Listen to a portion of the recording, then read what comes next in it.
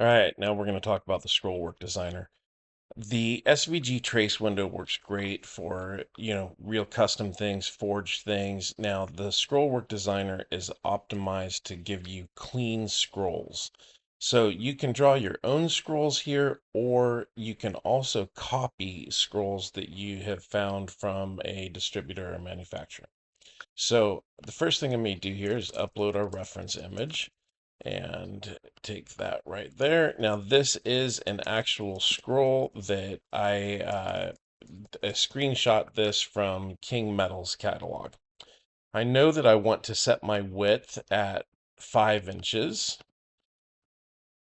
So we're going to set the width at 5 and I want to set my height at 12 inches.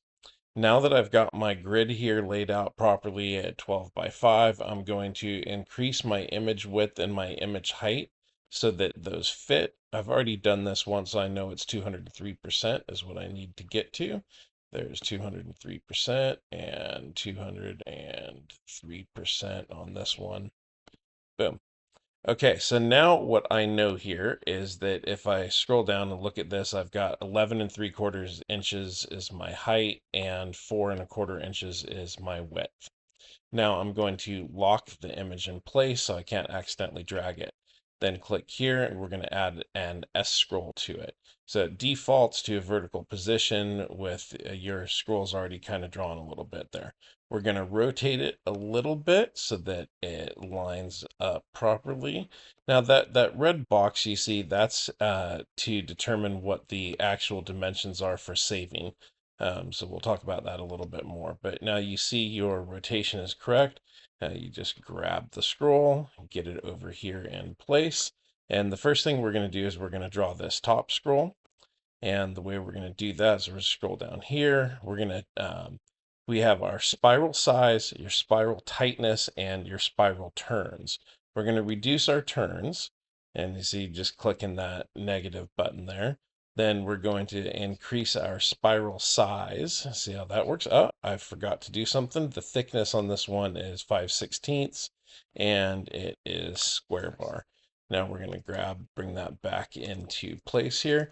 And you see, we're pretty close to done on that top one, but the angle that we're off here is a little bit much there. So we're going to increase our spiral tightness and increase our spiral turns just a little bit, and then increase your spiral size. Now, the thing is, all of these inputs that they all relate to each other and they all come into play. So you kind of have to mess with them.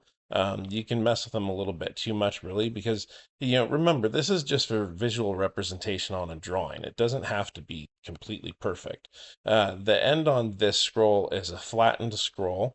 And once you choose flattened, you have your coin width, your coin length, your shoulder angle, and your tip angle. So I'm going to lower the shoulder angle to about there. I'm going to make the coin width just a little bit thicker. And then I'm going to change that tip angle to angle it a little bit more to what our actual representation is on the drawing. And you see, we're pretty close to lined up here. I mean, we're like a 16th of an inch off, right?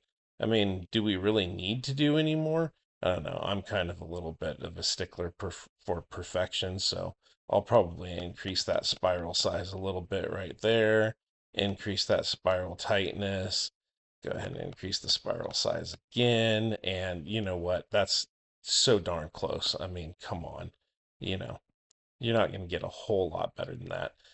So now we've already got our body length pinned, which is this section right here. Now what we're going to do is we're going to pin our top curl. So now your top curl cannot move and your body length can't move, but we need to move our body length. So we unpin it and then we shorten up the length of the scroll body until it lines up properly, which looks like is right about there.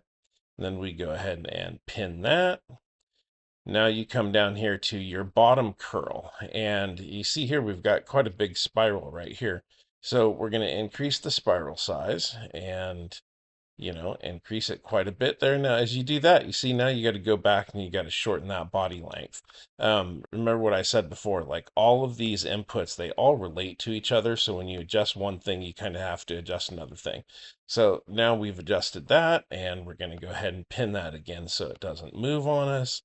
And we're going to go back down here. We're going to reduce our spiral turns so that we come up right about there. We're going to increase our spiral tightness, going to increase our spiral size again. And now we've got to go back up here and shorten the body length. And sometimes when you're doing this, you kind of feel like, oh my gosh, I'm just going back and forth, but that's just the nature of it. Um, all of this stuff all plays together. So you change your end design here to your flattened end. Go ahead and change your shoulder angle. Go ahead and change your tip angle. And, that's, I mean, so close to perfect. And now you've got your width is 4.21 inches and your height is 11.74. If you look at the actual forged thing from King, you'll see, 4 and 5/16 is your width and 11 and 3/4 is your height. I mean, come on, that's darn near perfect. So now that you've got it drawn and you basically have it copied, you come over here and you click Save to your library, and you just copy and paste from the manufacturer's page. You got your name, your supplier, your part number, your product link, any description that you want. And it's important that you, or maybe you don't want to, but this button here is for lock scale so that when you add it to your drawing, it will be added at this measurement here. So you can unclick that. And then when you add it to a drawing, like through the component add, you can actually adjust the scaling of it.